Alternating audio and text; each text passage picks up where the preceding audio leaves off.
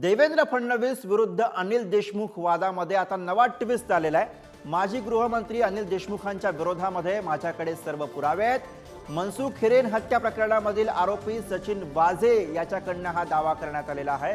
वसुलीचे पैसे अनिल देशमुखांचा पीए गोळा करायचा असा दावा सचिन वाझे यांनी केलेला आहे। देशमुखांविरोधातील पुराव्यासंदर्भामध्ये गृहमंत्री फडणवीसांना पत्र लिहिलंय अशी माहिती सुद्धा सचिन वाझे याच्याकडनं देण्यात आलेली आहे।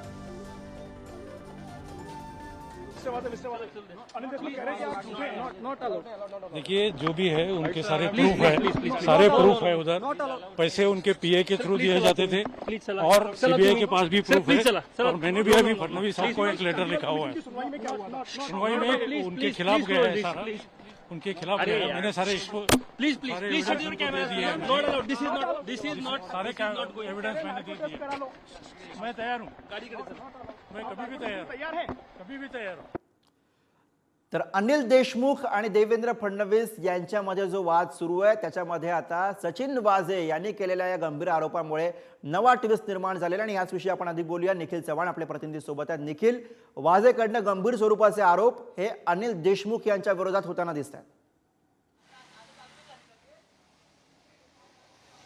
नक्कीच गुरुप्रसाद, मुंबई पोलिसातील बडतर्फ अधिकारी सचिन वाझे यांनी हा संपूर्णपणे धक्कादायक जो खुलासा आहे तो या वक्तव्यातून करताना आपल्याला पाहायला मिळतात। कारण या प्रकरणामध्ये आहे ते याआधी अनिल देशमुख आणि देवेंद्र फडणवीस यांच्यामध्ये देखील आपल्याला आमनेसामने आल्याचं पाहायला मिळालं। ते म्हणजे ह्या संपूर्णपणे अनिल देशमुख यांनी जे वक्तव्य केलेलं होतं आणि त्यांनी जे पुरावे सादर केलेले होते त्यामध्ये, परंतु सचिन वाझे जे या संपूर्णपणे प्रकरणात आहेत ते संलग्न याच्यामध्ये आरोपी देखील आहेत आणि त्याच आरोपीकडून संपूर्णपणे पोलिसांनी ही माहिती घेत असताना आता जो नवीन ट्विस्ट आहे तो या ठिकाणी पाहायला मिळतोय। कारण हे संपूर्णपणे जे व्यवहार झाले या व्यवहाराचे पुरावे असल्याचं देखील सचिन वाझे यांनी सांगितलेले आहेत आणि हे संपूर्णपणे पुरावे देवेंद्र फडणवीस यांना देखील त्यांनी दिल्याचं असल्याचं पत्र त्यांनी या संपूर्णपणे संभाषणामधून बोलून दाखवलेलं आहे। या संपूर्णपणे प्रकरणात हे अँटिलिया प्रकरण असेल, 100 कोटीचं प्रकरण असेल, या प्रकरणात देखील सचिन वाझे आहेत ते आरोपी म्हणून आहेत। त्यामुळे या संपूर्णपणे प्रकरणाची पुन्हा एकदा चौकशी होते का हे देखील पाहणं महत्त्वाचं ठरणार आहे। परंतु हे वक्तव्य खूप महत्त्वाचं असताना आता मुंबई पोलीस आहेत बरोबर, आणि यावरनं आता राजकीय प्रतिक्रिया कशा येतात हे सुद्धा आपल्याला बघावं लागेल। विद्या चव्हाण सध्या फोनवरनं आपल्या सोबत आहेत। विद्या चव्हाण जी, अनिल देशमुख यांच्या विरोधामध्ये आता वाझेने गंभीर स्वरूपाचे आरोप केलेले आहेत। गृहमंत्री देवेंद्र फडणवीस यांना आपण या पुराव्यांसंदर्भात पत्र पाठवलंय असंही त्याने म्हटलंय। तेव्हा सचिन वाझे अनेक वर्ष झाले जेलमध्ये बसलेले आहेत। आता त्यांची धडपड सुरू होणार की काही करून आपल्याला बाहेर कसं येता येईल आणि म्हणून त्याच्यासाठी ही त्याची धडपड असणार आहे। किंवा या सरकारमध्ये बसलेले जे गृहमंत्री आहेत त्यांच्याकडनं काही निरोप गेला असला तर तेही होऊ शकतं।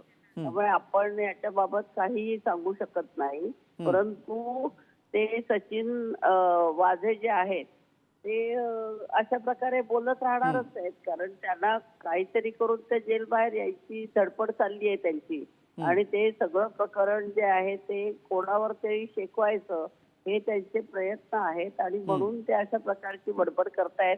पण याला काही अर्थ नाहीये आणि शेवटी कोर्टामध्ये मॅटर असल्यामुळे कोर्ट काय तो त्याचं खरं खोटं काय ते बघतील। त्यांच्याकडे पुरावे आहेत सगळे। तेव्हा जेव्हा हे प्रकरण येईल कोर्टामध्ये तेव्हा त्याच्यावरती तर कोर्टाने ह्याची अनिल देशमुखांच्या बाबतीत जे काय होतं ते सगळं बघितलेलं आहे आणि त्यानंतरच अनिल देशमुखांची सुटका झालेली आहे।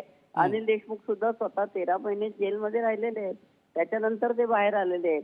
आणि ह्याच्यातले खरे जे परमवीर सिंग आहेत कमिशनर जे होते त्यांना 6 वेळा नोटिसा पाठवून सुद्धा ते कोर्टात हजर सुद्धा राहिलेले नाहीयेत। पण त्यांना का नाही बोलवलंय? ज्यांनी आरोप केलं होतंय त्यांनी ते बाहेर। विद्या चव्हाण जी, आता वाझेकडनं जे आरोप करण्यात येतात त्याला पार्श्वभूमी अर्थातच देशमुख आणि फडणवीस यांच्यामध्ये सुरू असलेल्या सगळ्या वादाची सुद्धा आहे। तुम्हाला या टायमिंगवरही संशय आहे? निश्चितच, कारण आता तो बोलला म्हणजे मी तेच सांगते ना, जेलमध्ये बाहेर यायची धडपड सुरू आहे, दुसरं काही नाहीये आणि म्हणून ते अशा प्रकारे बोलतायत। परंतु त्याला काही फारसं महत्व देण्यात अर्थ नाही।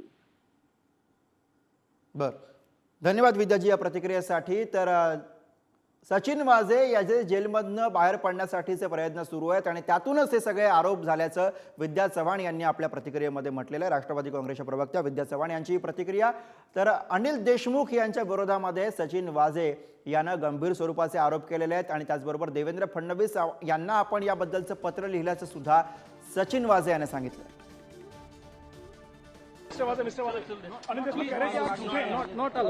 देखिए जो भी है उनके सारे प्रूफ है उधर पैसे उनके पीए के थ्रू दिए जाते थे और सीबीआई के पास भी प्रूफ है और मैंने भी अभी फडणवीस साहब को एक लेटर लिखा हुआ है सुनवाई में उनके खिलाफ गया है सारा उनके खिलाफ गया है मैंने सारे प्लीज दिस इज नॉट सारे एविडेंस मैंने दे दिए मैं तैयार हूँ मैं कभी भी तैयार हूँ. आणि याच विषयी आपण पुन्हा एकदा जाऊया. निखिल चव्हाण आपले प्रतिनिधी सोबत आहेत. निखिल, आता आपण प्रतिक्रिया बघितली विद्या चव्हाण यांची. त्या म्हणतायत की या सगळ्याचं जे टायमिंग आहे त्याच्याविषयी त्यांच्या मनामध्ये शंका आहे, कारण अर्थातच देशमुख आणि फडणवीस यांच्यामधला वाद एकीकडे सुरू आहे आणि त्याच पार्श्वभूमीवरती वाझे याची आलेली ही प्रतिक्रिया. नक्कीच या प्रकरणाला पाहता जवळपास 3 वर्ष हे झालेले आहेत आणि या 3 वर्षानंतर पुन्हा एकदा हा विषय येतोय आणि यामध्ये सचिन वाझे हे स्वतः या ठिकाणी माध्यमांसमोर बोलतायत की ह्या संपूर्णपणे प्रकरणातील पुरावे आहेत ते पुरावे मी देवेंद्र फडणवीस यांना देखील दिलेले आहेत आणि जो काही बरोबर आहे. व्यवहार आणि व्हायचा याच्या टायमिंग वरनच निखिल खरं तर आक्षेप हा विद्या चव्हाण घेताना दिसतात आणि याविषयी प्रतिक्रियेसाठी भाजपचे प्रवक्ते विश्वास पाठकजी सध्या आपल्या सोबत आहेत. विश्वासजी, विद्या चव्हाण यावरती प्रतिक्रिया देताना असं म्हणतायत की मला संशय आहे या टायमिंग वरती, कारण देशमुख आणि फडणवीस यांच्यातला वाद एकीकडे आपण सगळे बघतोय आणि त्यातच कशी काय वाझेची प्रतिक्रिया आली.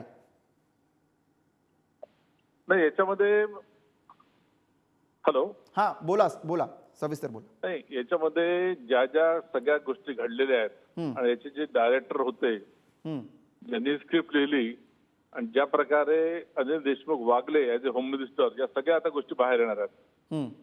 त्यामुळे वाझेंनी जर असं म्हटलं असेल ते जास्त ऑथेंटिकेट म्हणायला पाहिजे, कारण तेव्हा ते त्यांच्या कल्पामध्ये होते आणि आता अशा अनेक गोष्टी बाहेर येतील.